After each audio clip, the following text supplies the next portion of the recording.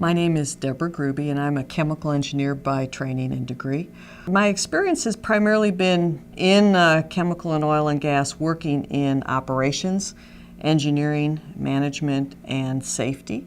One of the reasons why managers, at least that I've seen, that managers and executives don't listen to the technical team that they hire and nurture and pay is because the advice of the team comes in a way that sort of comes at cross purposes to what the managers feel is something they have to deliver. It comes into a bit of a problem sometimes because if you have a large delay and you're a for-profit corporation, you end up with issues with shareholders. And when large projects and a company's depending on a large project to come forward, there is a balance that someone has to make the call around which way are we going to go. Are we going to go and try to honor the shareholder, or are we going to do what's right for the public? And sometimes those answers are hard. Those are hard decisions because no one has a perfect crystal ball that can foresee what the future's going to bring. And people always think, well, maybe we can just ignore this and it'll go away. And my experience has been that if people are bringing you technical problems and you're a manager, you really should listen to them because they're giving you some real concerns. And if you don't spend time listening to them, you're going to spend time doing other things and paying other amounts of money after the fact. I once worked with an executive in a railroad company who asked me, well, how do I get a better safety culture in my company? And I said, you have to think differently. And so, are you willing to change your thought patterns? And part of the human element in this is that when an executive achieves, CEO status or is chairman of the board, they really think, wow, I'm hot stuff. I've come really far. And they lose the fact that they may still have more things to learn. And that's where the notion of the arrogance comes in, is that if you get beyond learning, then you're in for problems. And I think that's one of the essences that I see where an engineer, many of these executives are engineers, so they have to sort of keep that in mind. And their engineering in mind as they go about making decisions with respect to financial, well-beings of their shareholders.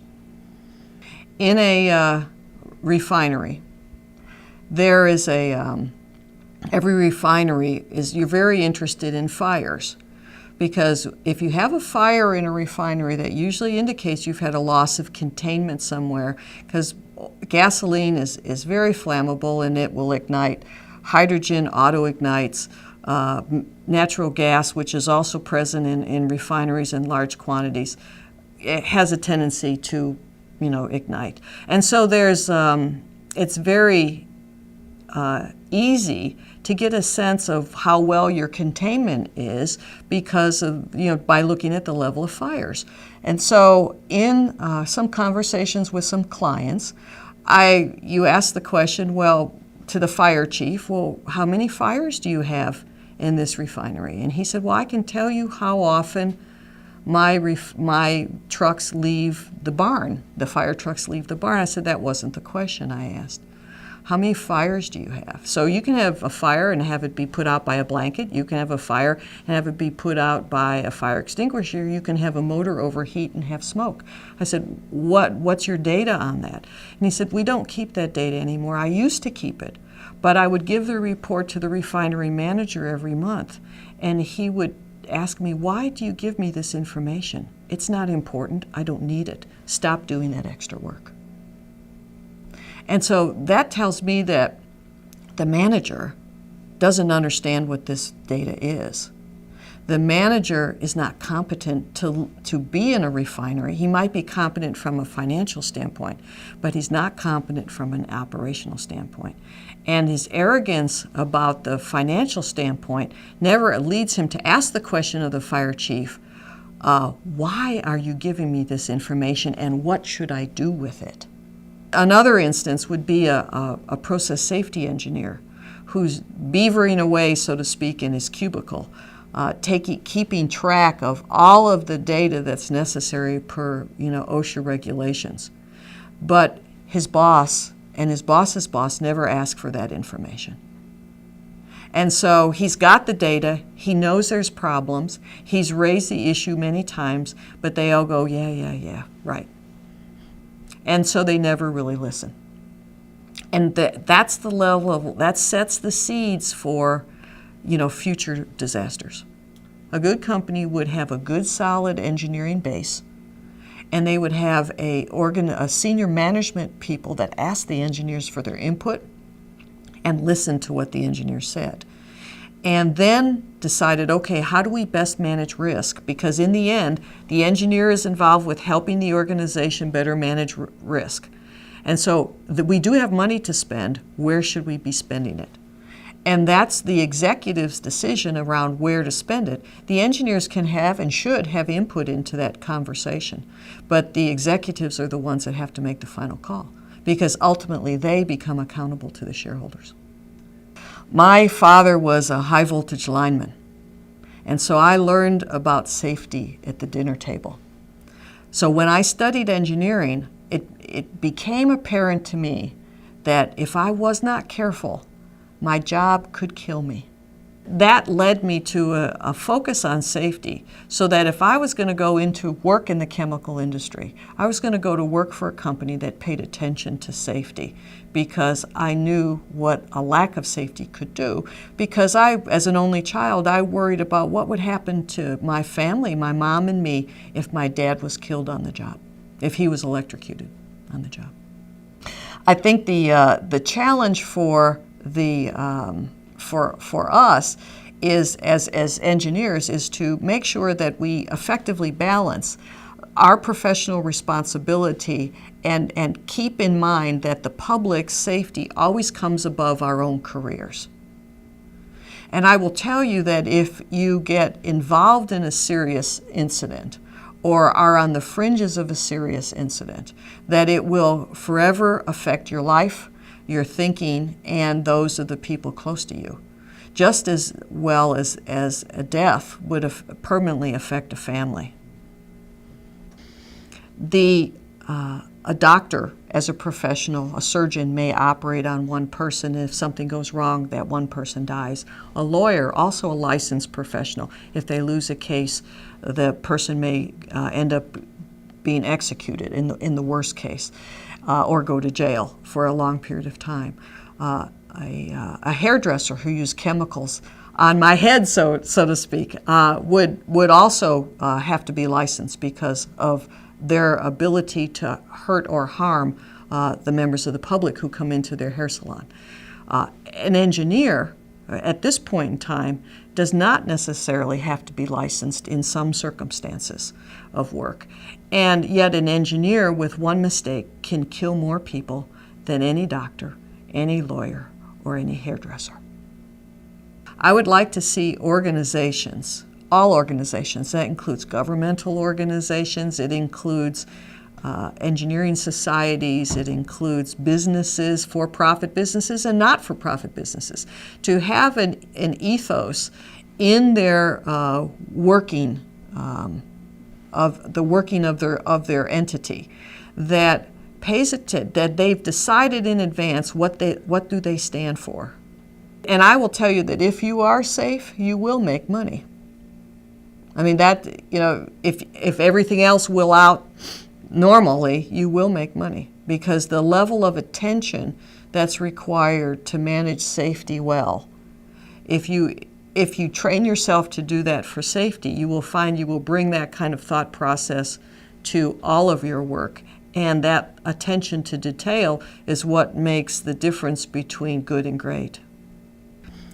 One of the examples that I have found, and I use in my business, is how does an engineer or how does a supervisor or an operator and a supervisor interact in a difficult situation, and how do they make decisions?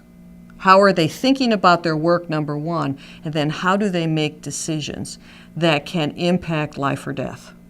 And so I'd like to use the example of Piper Alpha, which is a platform, that oil and gas platform in the North Sea, that on the 6th of July, 1988, there was a series of incidents that occurred that resulted in the death of 168 people. There were a series of miscommunications that led to an oil fire. Let me just say that. So now you have a platform with over 200 people on board, and there's an oil fire. And generally, oil fires are able to be managed. Platforms are built to address oil fires. The Piper platform, though, was part of a field in the North Sea, and Piper served as a collection platform, which meant that other platforms who were extracting oil and gas fed Piper's pipes to Piper, and then Piper pumped it to shore, compressed the gas and pumped it to shore. And so what happened subsequently in the course of 2 hours, very, very sad series of events, whereas the sister platforms, and I believe their names were Tartan and Claymore, the sister platforms continued to pump gas in 36-inch headers, huge pipes, pipes that are 3 feet in diameter, huge pipes pumping gas into the Piper platform. The operators wanted to shut down. The supervisors said no. And so the operators wanted to do the right things. The operators said, we should shut down. And the supervisors said, no, don't shut down. And they actually fed the fire, caused serious damage, and the heat from the gas fires basically melted the steel and caused all those deaths. And so what happens to the company? That company, Occidental in that case, left the North Sea the following year, and they're a much smaller company because of that. And what would it have cost to have given those supervisors what's called the Offshore Installation Manager, or OIM, to give the OIM the full permission? Now, they do have it now, but the full permission to shut down for any reason, at any time. It's the OIM's call. You don't have to call, shore to do that. And so anybody can, sort of like Toyota and their production system, anybody can hit the button and stop the line. Okay, if you see something wrong, you can stop the line. And that's how it should be with respect to safety. And so the engineer's role, or the operator's role in this, is to make sure that they're well enough trained and that the supervisors are well enough trained and aligned in what is the most important thing we do here. Yes, we do produce oil and gas, but we must do it safely. And the safely piece is the showstopper. As engineers, we sometimes feel distant or remote from the end result of what we're working on.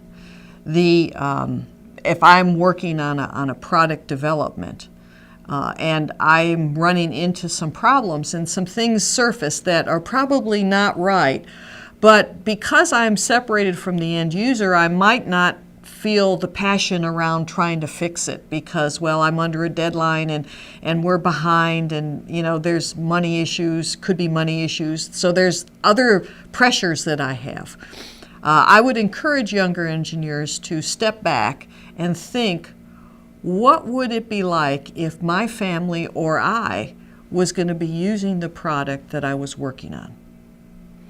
And how then would I want to behave? As a way to begin to think about this, how would I behave if I knew there was a problem and I'm presented with it? I think a great example for me is an airplane.